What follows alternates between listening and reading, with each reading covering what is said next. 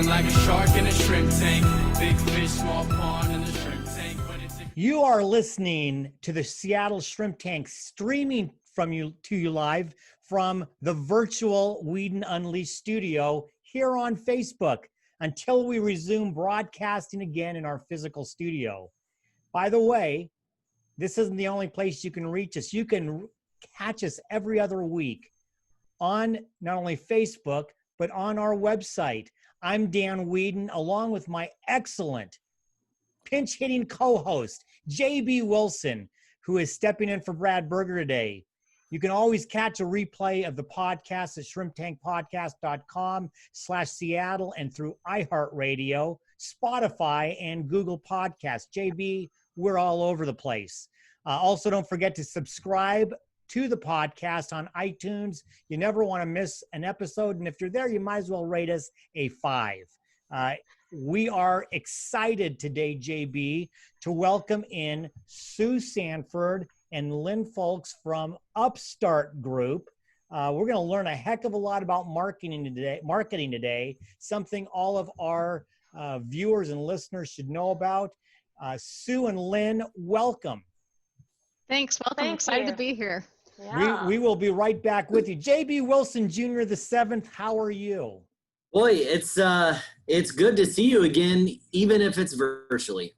Yeah, you know, as I told Brad a couple of weeks ago, I miss all you guys. It's more fun to be in the studio than it is to be doing this, but the show must go on, right? That's it. You know, and we may have mentioned this a couple of times ago, but it's, even though we're in this new world, it's amazing, the technology. I mean, here we are. We're in 4 different locations with everyone on, and yet we're able to continue on as normal. I mean, and clearly I'm really curious to see how Sue and Lynn have navigated this new world. So it's new, but it's exciting. So let me ask you this: as we do our little talk at the beginning, I was thinking about this as I was preparing. Can you imagine, instead of COVID-19, it was COVID-90, or let's say COVID-91. Wow. So it happened in 1991. What would we have done? You know, it certainly, it's really interesting to think about. And of course, people sometimes, liken this to the Spanish flu in the early 1900s. Certainly our information would be a lot slower pace, which arguably may not be a bad thing. But it's certainly interesting. But I also think the interesting thing is that technology not only wasn't up to speed then, but right. the rapid pace, as you said, of business wasn't. I think we would have figured out a way to survive. I'm not exactly sure how, because in the world we live in now, if you don't have connectivity, that wasn't even a word back in 1991. I'm not even sure you were born in 1991. Yeah, I was about 6. Oh, okay. So I remember getting our first desktop computer in 95. So yeah, it would have been a different time for sure. Yeah. So you know what's a different time nowadays, though, is marketing. And we're going to dive into that because marketing has changed dramatically since 1991. And we're going to learn a lot of that from Sue and Lynn. I know both of them from a group that we're part of called Provisors. It's a group, it's a national group, and Sue and I are in the Seattle group. Lynn, as you're going to find out, is down in San Diego. They're business partners in 2 different realms there of the West Coast, but I got to meet them through Provisors, and I'm really excited that they're on the show. Why don't you tell everybody a little bit about both of them? Sure. So Sue Sanford and Lynn Fulks are the co-founders of Upstart Group. Upstart Group is the mission control for marketing, celebrating 10 years of helping small to mid-sized companies reach the next phase in their growth. They provide fractional chief marketing officers, managers, and coordinators to growth-focused business owners and CEOs. Their team delivers marketing leadership, insight, and the know-how to deliver results, giving their clients the expertise they need at a scale that's right for them. At Upstart Group, they have a passion for success, an entrepreneurial spirit, and the courage to take risks. Their breadth of clients ranges from high-tech to professional services, manufacturing and distribution, to life science and healthcare industries. Sue Sanford partners with business owners and CEOs to develop and execute marketing strategies which increase revenue and expand market share. She has a proven history of running cross-functional teams and is a strategic thinker with a strong understanding of business. In her 25 plus years in marketing, Sue has developed strategies, managed campaigns, and launched dozens of B2B programs for Microsoft and other high growth companies. As president and co-founder at Upstart Group, Lynn Fulks works with clients to build strong marketing strategies and foundations to drive growth. Lynn has successfully delivered domestic and international marketing programs for Microsoft and other companies over the last 25 plus years. Her background in high-tech B2B has made Lynn an expert at taking complex products to market. Lynn is a natural team leader and team builder, flexible and persistent, and is an effective problem solver who is committed to helping business owners and CEOs succeed. So Sue and Lynn, welcome to the Seattle Shrimp Tank. Thank you. Thank you. So this is the first time in the Zoom tank that we've had two people. We've done two guests before at the same time in studio. So you're not going to be able to nudge each other. So you can both answer. You can you can figure out who's going to answer, but you can't nudge each other to determine this. So here's my first question. When I joined Provisors was when the word fractional started coming into my lexicon. Before that, I thought it was a math problem. You know, if it was fractional, I had to do some sort of math, which I would have been very bad at. But I started hearing more, and I obviously in the bio it said you are fractional CMOs. Talk about what fractional really means to the business owner, what that verbiage is, and why CMOs, chief marketing officers, why that's important for any size business. Great. Okay, I can start with that, Dan. So the fractional terminology has definitely gained more virtual acceptance, or well, now it's virtual, sorry, acceptance over the last 10 years that we've been working in this model. But what it really means is that as chief marketing officers, VP marketing, whatever you want to put to a title, we can come in and bring that expertise to a smaller mid-sized company who doesn't need this on a full-time basis. That would be a very heavily loaded FTE for a company, and there's a number of experts in this world. In addition to us in marketing, you'll see a fractional HR, fractional CFO. In fact, they're the ones that I first learned about it from, was a CFO group up here who started with that fractional model. But it lets us really come in and act as their marketing executive, marketing teams, and bring to the business owner the level of experience they need to really drive strategies for their business, not just marketing tactics. So Lynn, thanks, Sue. Lynn, you can talk a little bit about the CMO position of what you guys actually bring to a small or medium-sized business. Yeah, it's a lot of fun to sit on the executive level of any size business, right? So even a small $2 million company or even a startup has a leadership team. There's someone responsible for sales, there's someone responsible for operations, maybe development if they're a technology company, the head finance person, and the CEO or the owner, whoever sits around that table is an executive leadership team. And if they don't have a senior marketer, if they've only got a coordinator or up-and-coming specialist or even a manager, they don't have someone that's in there looking at marketing across the whole organization, because marketing really does touch every part of the organization.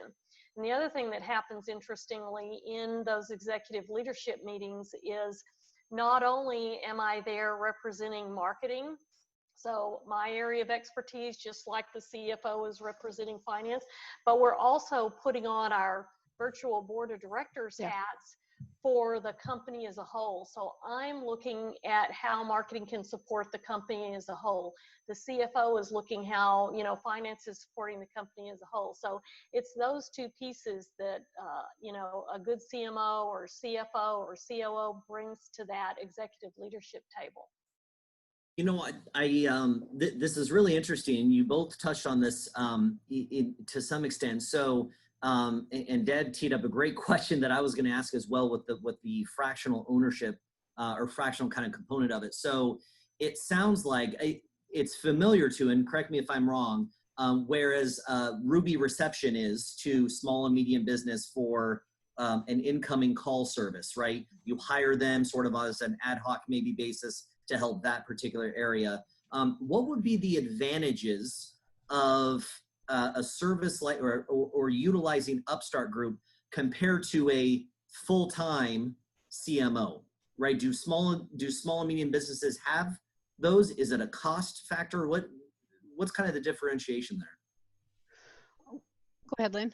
Yeah, so what I've seen most often in clients is it's a cost versus how much time do they actually need of a CMO. Sue touched on this earlier. So I worked 2 years for a manufacturing firm as their fractional CMO. And it wasn't until I had been in there 2 years that they really started to need full-time CMO.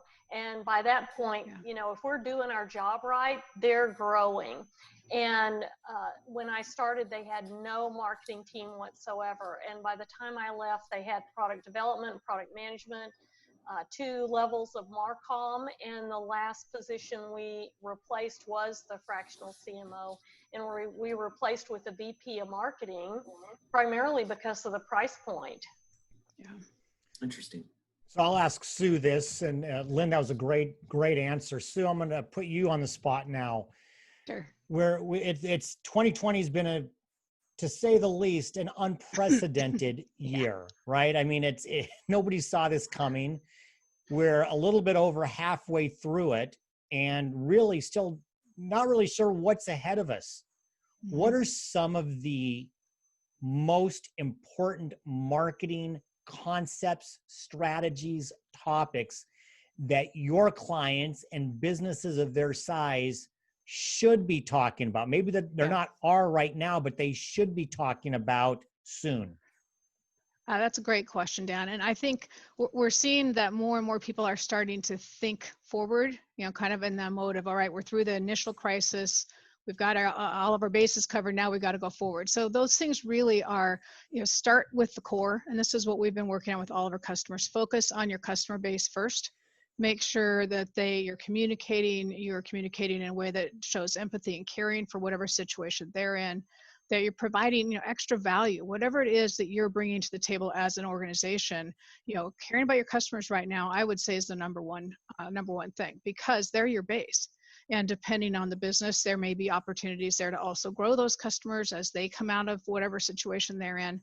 The other critical marketing thing, and oftentimes we see this, you see it in any kind of a downturn, which is that marketing often gets viewed as only an expense. So you hit a crisis, you cut the marketing budget because that just drops your expense level. The problem with that, especially right now, is that also can kill your pipeline from a sales perspective, because marketing and sales, it's no longer, you know, marketing's only focused at the top of the funnel and sales is then handling everything else. It is a far more integrated process.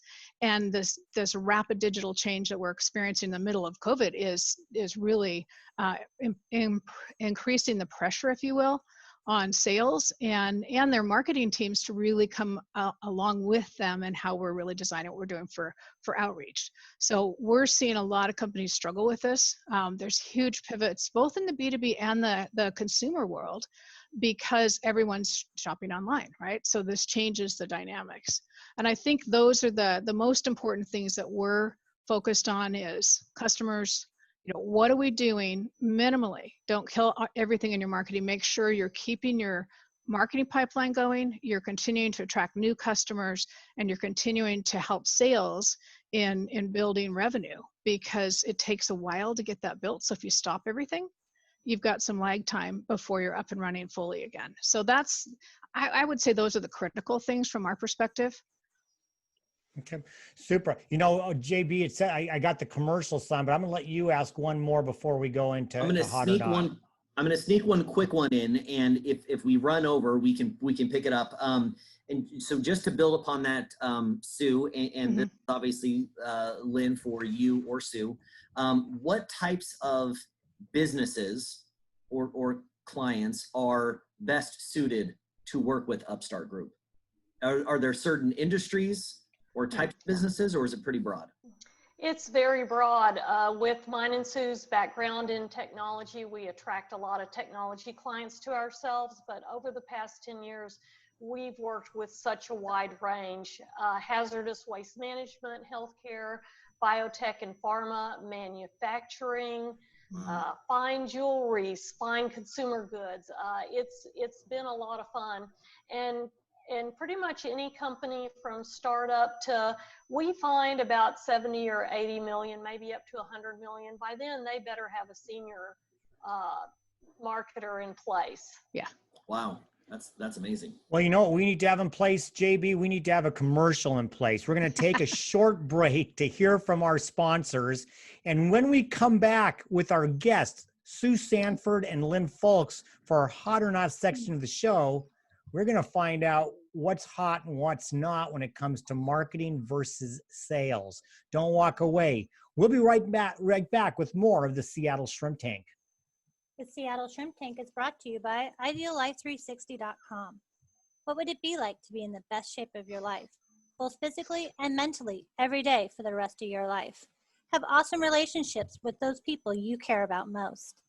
Never having to worry about money again. What would it be like if you received a letter out of the blue and suddenly discovered you had 20 more years to live, longer than you ever imagined? What would you do with those extra years of your life? How many lives would you touch? What kind of legacy would you leave behind? What changes would you make today, knowing you had 20 more years in your future? What new, big challenges would you take on? What would be next?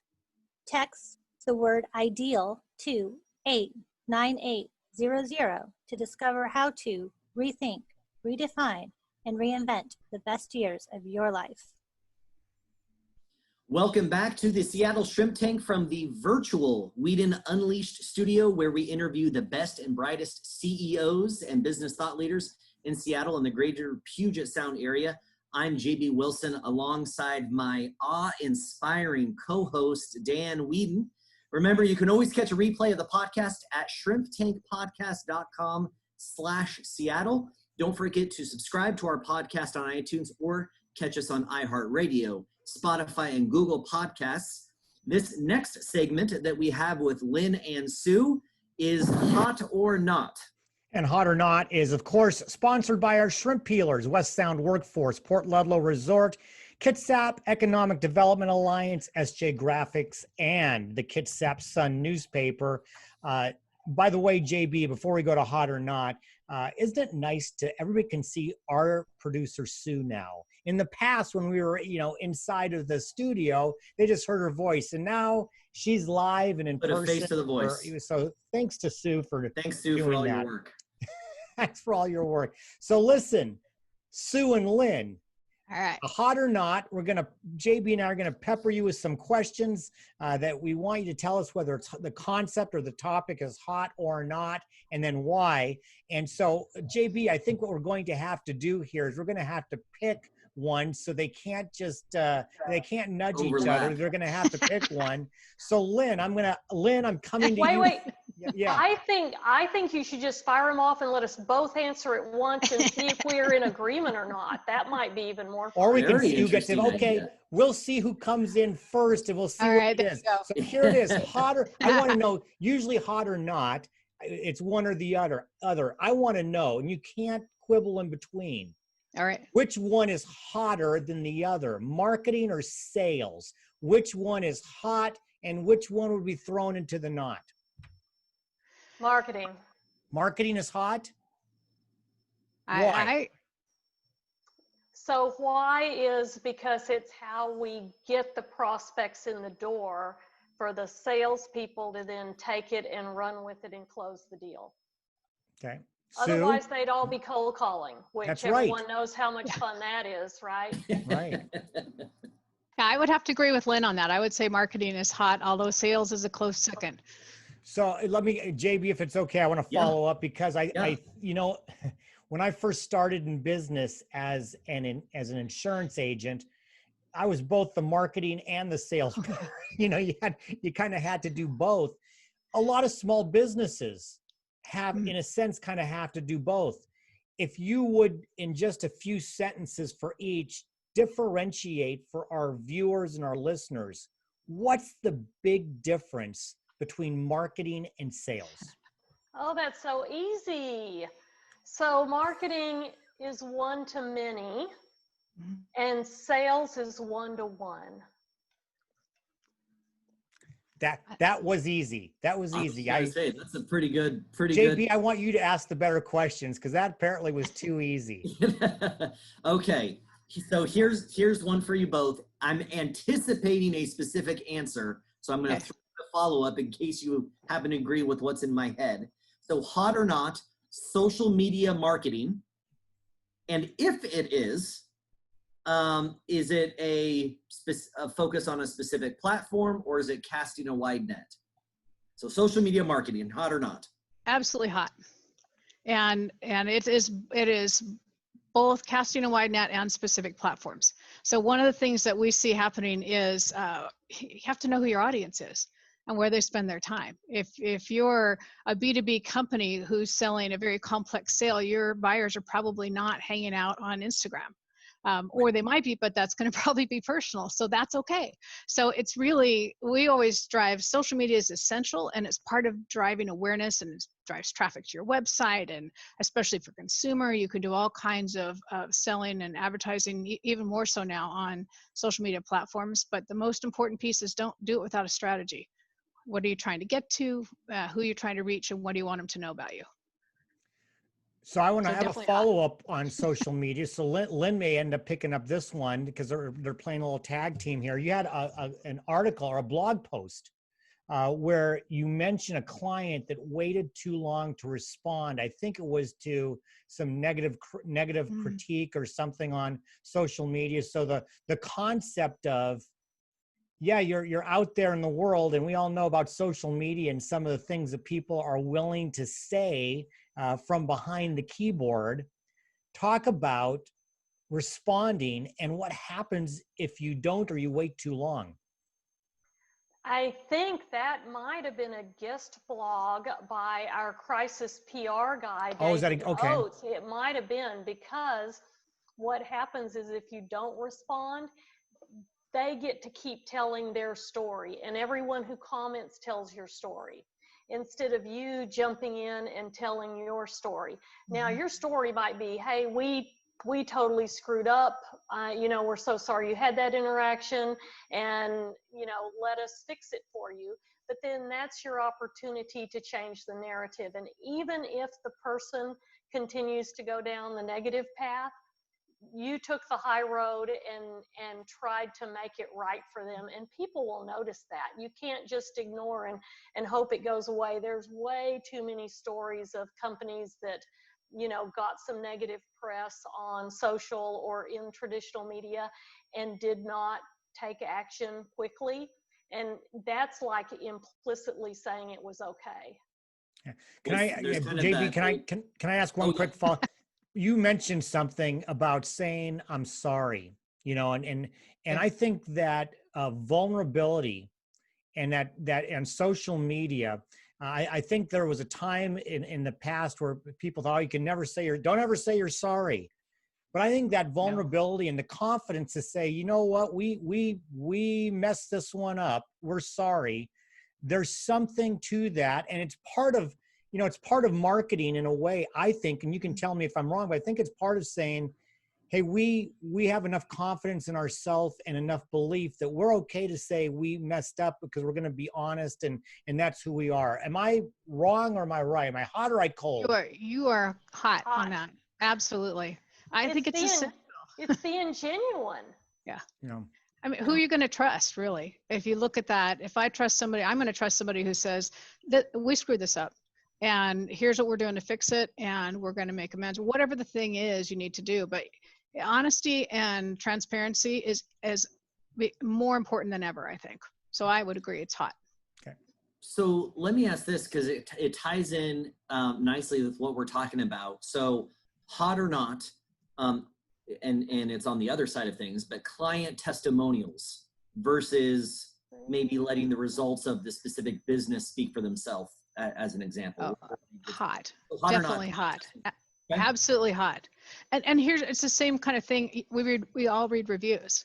If you think about how you buy, you're going to go out and read reviews on a product, and you might read reviews from several sites. Depends on what it is. You might do your research.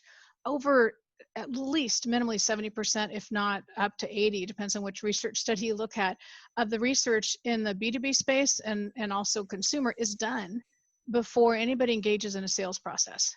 And so that means they want to hear what the experience is. They want to know from your customers, and your customers telling your story as a testimonial, as a case study of what they solved, whatever that is, it's third-party credibility, and it's real. It gives a story from an experience they've had with you and your company or your product. So I think they're an essential tool, and I think they get used far too infrequently, frankly. Sue, I was going to ask, and Lynn, I hope I didn't interrupt, jump in too soon, but I was going to ask that, and I'm going to admit, I'm going to be vulnerable, that Hey, Dan. I have a ton of testimonials, but I think they just kind of, I put them on my website and they just kind of sit there having their own little convention, talking to each other, and nobody is necessarily coming and seeing them. I don't think I do a very good job of putting them out to the world. What is the best way? So somebody works hard, they bring these testimonials in. What's the best way that others can then see them? Lynn, you want to take that? Lynn, take that one. Well, if you put a heat map tool on your website, you can see exactly where people are scrolling to and pausing and spending time and clicking. So you may find that those testimonials are actually being read and looked at, and you just don't know it. Wow. I deal with heat maps on the risk management, we talk about heat map. I've never heard of a heat map on that. Can you explain that? I don't know how the technology works. There are Right. several tools that you can buy, but you attach the tool to your website, Wow. and then you get to see like your homepage, and this is red and this is yellow, and no one ever went to this section, so they stopped reading here, or they scroll down and this is red, red, red, and then there's a yellow. So where are people actually spending time on your website? It's really cool, and particularly for business owners that are very visual. Mm-hmm. That's a great, they prefer that type of report versus a spreadsheet with click-throughs and how many minutes they spend on your site, etc. But Dan, I also, if I can follow up on that, Sure. I follow you guys' language. The thing I think that's important is how you're using those. So you're right. If it's a static quote on a page, it might not be working for you. But if you embed it into content that you're writing, or you get quotes from your clients, hey, we solved this problem. Can you tell me about it? So you use your clients and the people, they want you to be successful. They're invested in you too. And we also know that video is a very powerful tool. Yeah. Anything that we look at, when you look at content assets like video, if you do a video testimonial, first of all, don't make it too long. If you're doing a customer testimonial, you'll be better off to chunk it into different pieces. But then you can use it in social media. You can use it on your blogs. You can put it at different locations on the site. So it's really thinking through, where are people trying to find information about your product and service, and how do you have your customers tell your story in that way? Does that make sense? Absolutely. That's great. JB, I know we're coming up close. Can you slide in under the tag before the next break? So hot or not, picking your own clients. Hot. Say more. Yeah, I would say hot. It'd be ideal, but. Well, and I guess, yeah, so that was an easy one. I guess in the angle maybe I was thinking about with that is you're in a unique industry. It seems like that you're able to choose who you work with, and therefore may be able to provide, better expertise to whatever area they may be in, versus businesses that just need to take whatever they can get, or in order to survive. So, I mean, it's kind of an obvious, but maybe then on a twist, talk about the value in being able to, how you choose your clients, or the ones you choose end up working with, how that works, how you go about that. That makes sense. And I would definitely say hot. And I think the issue for us, and part of it is we're a hybrid. We're not the traditional agency. You're not hiring us to do social media, even though that is part of what we deliver. Our expertise then lends itself to, and one of our markers is really understanding what business growth issues are for clients. So all of our companies and CEOs or business owners, they're in a phase of growth. They've either flattened out, or right now they're trying to pivot and trying to strengthen their companies, whatever that issue may be. When we've got somebody who's really in a tactical run rate and they really just need to know, I got to update my website. How do I do that? We'll get them put to a supplier that we trust, we know will deliver the right service, and it's exactly what they need, because that we're not the right fit there. So I do think it gives us unique ability to make sure that they're going to get what they need from us and see the results of it. And that if not, we want to get them to somebody who is the right fit. So I think it's been a benefit to us, and I think to our clients as well. Well, the right fit right now is to hear the next commercial. And we're going to take a short break to hear from our sponsors. And when we come back with our guests, Sue Sanford and Lynn Fulks with Upstart Group, for our famous classic Plead the Fifth section of the show, I'm going to ask Sue and Lynn the question that they least want to answer. They least want to answer. You can't walk away. Come right back. We'll have more with the Seattle Shrimp Tank. The Seattle Shrimp Tank is brought to you by your studio sponsor, Whedon Unleashed. As a business, you do not have a professional life and a personal life. You have a life, and that life is full of opportunities and obstacles. Your business is a vehicle to fuel your life. If you run out of fuel because of a crisis, then your entire lifestyle is affected. Dan Whedon works with small and medium-sized business owners to ensure that no calamity is fatal. Dan focuses on accelerating business growth while at the same time planning and implementing strategies on preventing, mitigating, and recovering from those obstacles of business and life. Through his consulting work and his partnership with First Underwriters Insurance to finance your risk, he'll make sure that you, with confidence, can unleash the value of your business and lifestyle. To get a complimentary review of your situation, call Dan at 360-271-1592 or email him at dan@danwhedon.com. Tell Dan you heard him on the Seattle Shrimp Tank podcast and receive a 20% discount on any work you agree to.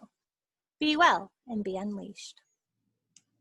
Welcome back to the Seattle Shrimp Tank from the virtual Whedon Unleashed studio, where we interview the best and brightest CEOs and business thought leaders in Seattle and the greater Puget Sound area. Once again, I'm JB Wilson, alongside the most reputable co-host, Dan Whedon. You can always catch a replay of the podcast at shrimptankpodcast.com/Seattle. Once again, don't forget to subscribe as well on iTunes, or catch us on iHeartRadio, Spotify, and Google Podcasts. We are everywhere. Dan, you left us hanging on a thread with bated breath for our next segment. What is bated breath, by the way? What does that mean? No, I was just thinking about that as I said it. I don't I know. thought the same thing. What is that? I've heard it all my life. Are we fishing? What's happening here? It's bated breath. I don't know. And does that work bad in a mask? If you have a mask on, does the bated breath cause a problem? Well, first of all, it'd be a problem if I didn't tell you our shrimp peeler sponsors: West Sound Workforce, Port Ludlow Resort, Kitsap Economic Development Alliance, SJ Graphics, and the Kitsap Sun newspaper. So plead the fifth. Lynn and Sue, we're going to keep asking you questions. These are going to be a little bit tougher. You can only plead the fifth once. And this first question is going out to both of you. I know that this is going to be a tough one to answer. I hope that you don't plead the fifth. I want to hear the answer. So, JB, you've got your breath baited. Here's the plead the fifth for Sue and Lynn. Plead the fifth. Between the two of you, who is right more often? I am. It's Sue. We both agree. Well, that was way too easy. No, but it's not necessarily true. I just think I'm right more of the time. So Lynn just subtly is in there. And like I said, in your bio, she's very, very efficient. So she is, I would say she's my go-to resource to I think one of the I'm right. How about that? Yeah, that works. But one of the interesting things, and maybe you can talk a little bit about this, is pre-virtual thinking and things like that. You know, you're one is in Seattle, one is in San Diego. Your business is thriving. And it's not uncommon to have multiple owners or multiple states, but I think it's really a cool thing for, you're a small business, right? You have employees and you're doing all that. Talk a little bit about a business partnership where one's at the very top of the country and the other's at the very bottom. Talk about how it is to work that way. Well, we've been virtual from the get-go, 10 years now. And Yeah. every year our CFO has said, our fractional CFO has said, hey, are you guys going to, get office space this year? We're like, no.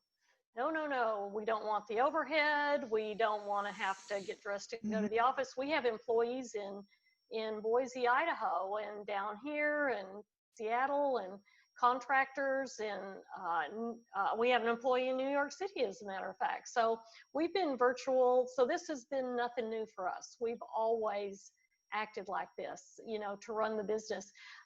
Business partners, what y'all may not know is Sue and I have been working together since 1991 when I joined Microsoft, and we were co-managers in the department for some years, and then have been close friends ever since. We are godparents to their eldest, who is now 22, I believe. And so starting our own business 10 years ago together was a no-brainer. We are really direct. We're comfortable having those hard conversations because we know neither one of us is going to leave in a huff. We'll stay and duke it out and do what it takes to have a strong business relationship. And one tip for partnerships is that the personal partnership is more important than the business partnership.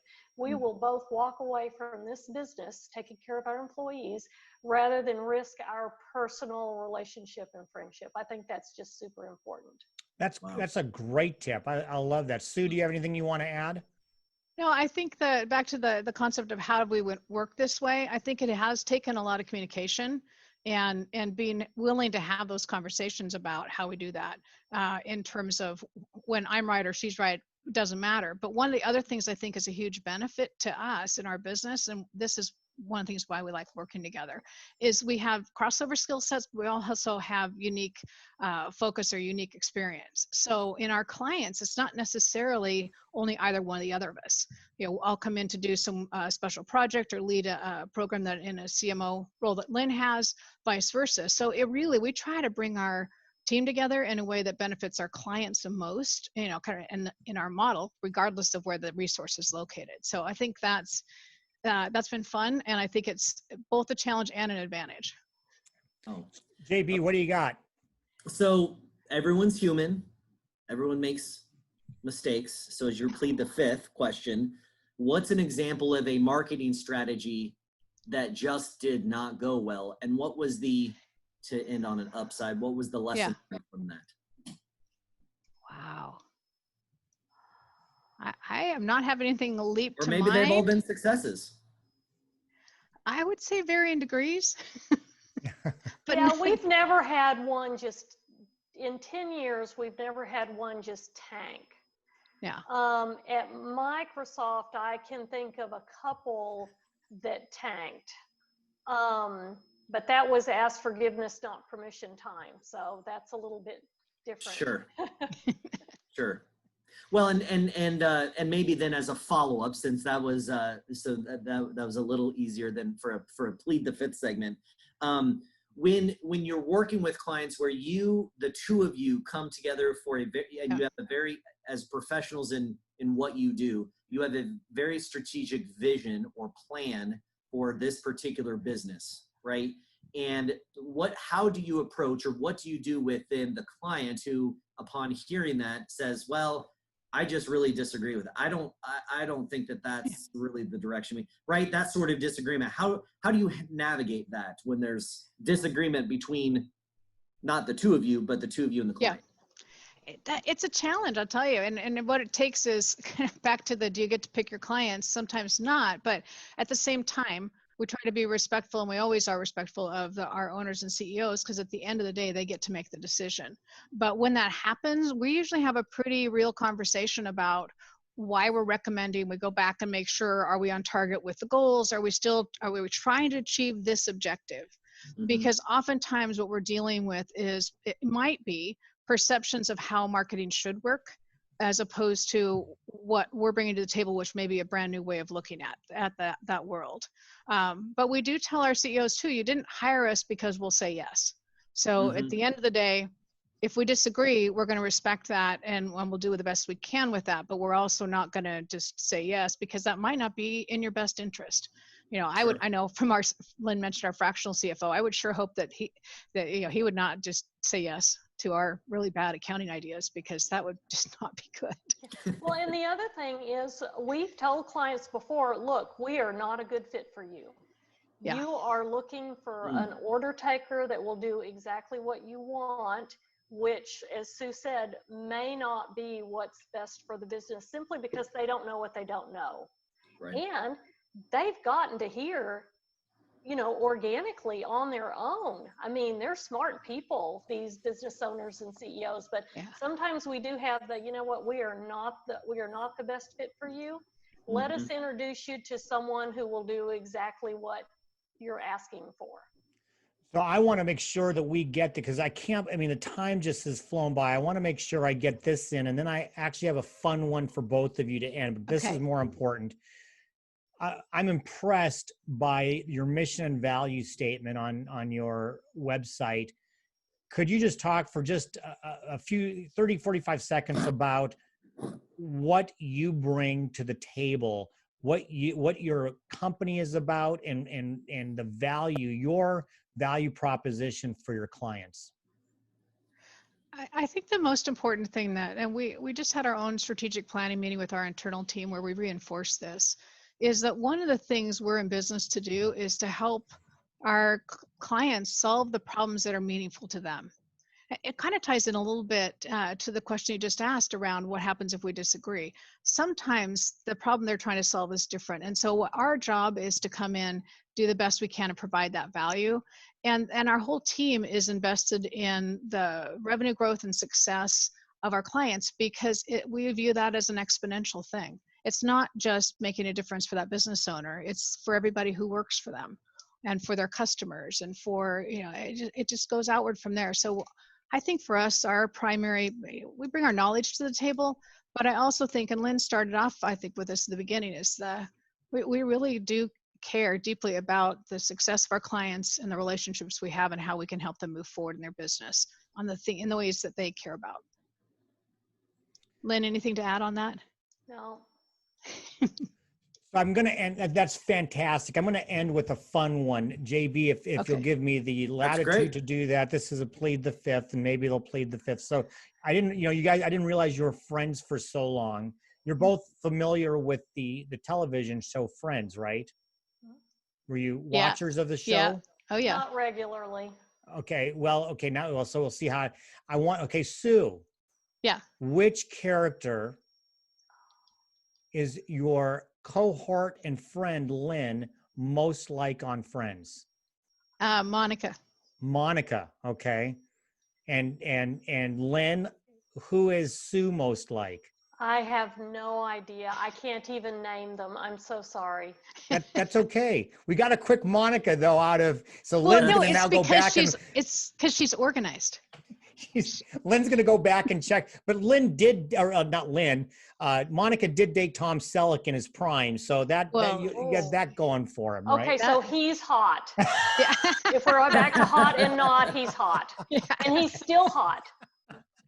Well, you know what's hot? Our show is hot. First of all, Sue and Lynn, thank you. But JB, thanks for sitting in for BA Burger. I'm glad I got to see you again.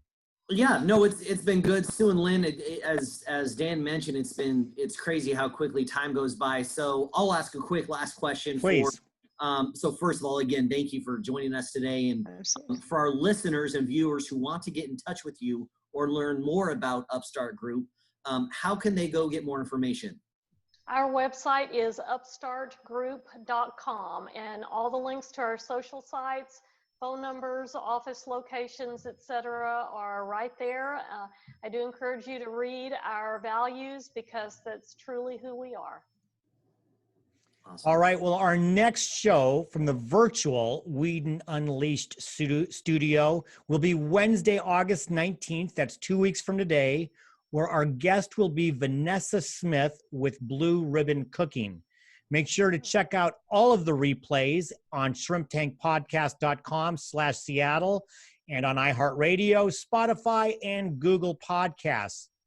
And I hope I do justice to Brad on this one, JB. And remember, to become a shark, we all start out as shrimp.